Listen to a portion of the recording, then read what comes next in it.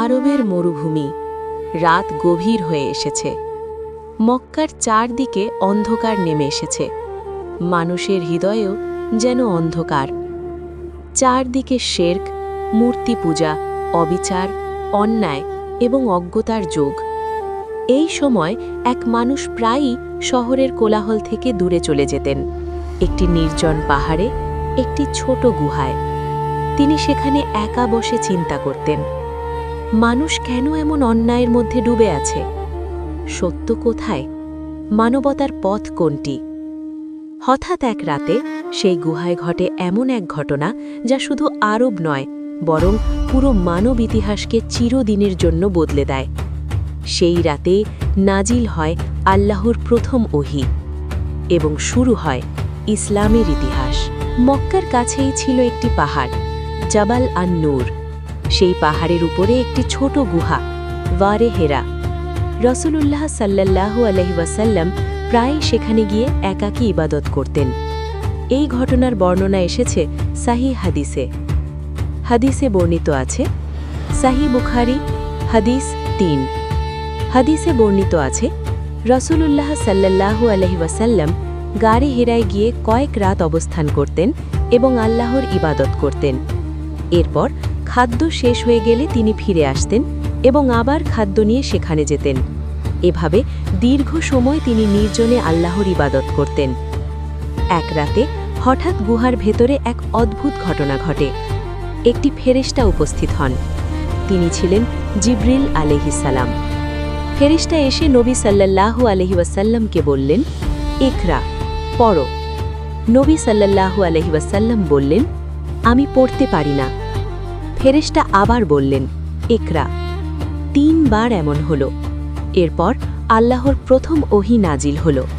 আল্লাহ বলেন, ইকরা বিসমি রব্বিকাল্লাযী খালাক, খালাকাল ইনসানা মিন আলাক, ইকরা ওয়া রব্বুকাল আকরাম, আল্লাযী আল্লামা বিল কলম, আল্লামাল ইনসানা মা লাম ইয়ালাম। পড়ো তোমার প্রতিপালকের নামে, যিনি সৃষ্টি করেছেন। তিনি মানুষকে সৃষ্টি করেছেন জমাট রক্ত থেকে। পড়ো, আর তোমার রব অত্যন্ত সম্মানিত, যিনি কলমের মাধ্যমে শিক্ষা দিয়েছেন। তিনি মানুষকে শিখিয়েছেন যা সে জানত না। এই আয়াতগুলোই ছিল ইসলামের ইতিহাসে প্রথম ওহী। এই ঘটনাটি নবী সাল্লাল্লাহু আলাইহি ওয়াসাল্লামকে গভীরভাবে নাড়িয়ে দেয়। তিনি দ্রুত গুহা থেকে নেমে মক্কায় ফিরে আসেন। তিনি ঘরে গিয়ে বলেন, আমাকে ঢেকে দাও, আমাকে ঢেকে দাও। এই ঘটনার বর্ণনাও এসেছে সাহিহ বুখারী হাদিস ৩-এ। সবাইকে স্বাগত। খাদিজা রাদিয়াল্লাহু আনহার নবী সাল্লাল্লাহু আলাইহি ওয়াসাল্লামকে সান্ত্বনা দেন। তিনি বলেন, আল্লাহ কখনো আপনাকে অপমান করবেন না, কারণ আপনি আত্মীয়তার সম্পর্ক রক্ষা করেন, অসহায়দের সাহায্য করেন, গরিবদের পাশে দাঁড়ান। এরপর খাদিজা রাদিয়াল্লাহু আনহা নবী সাল্লাল্লাহু আলাইহি ওয়াসাল্লামকে নিয়ে যান তার চাচাতো ভাই ওয়ারাকা ইবন নওফালের কাছে। ওয়ারাকা তাওরাত এবং ইনজিল সম্পর্কে জ্ঞান রাখতেন। তিনি ঘটনাটি শুনে বলেন, এটি সেই ফেরেশতা যিনি পূর্বে মূসা আলাইহিস সালামের কাছে এসেছিলেন। কোরআনের অবতরণ শুরু হয়। এই ঘটনার মাধ্যমে কোরআনের অবতরণ শুরু হয়। কোরআন ধীরে ধীরে প্রায় ২৩ বছরে নাজিল হয়।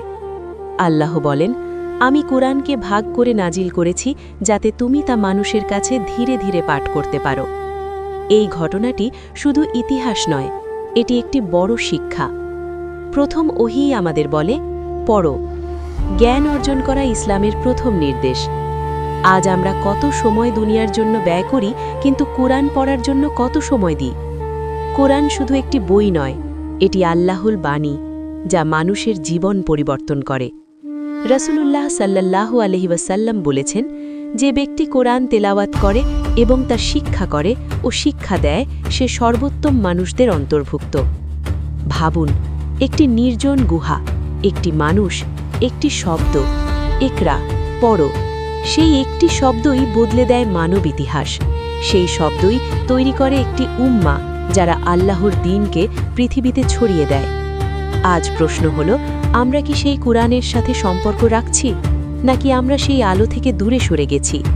কারণ কোরআন শুধু ইতিহাস নয়, এটি আমাদের জন্য পথ নির্দেশ।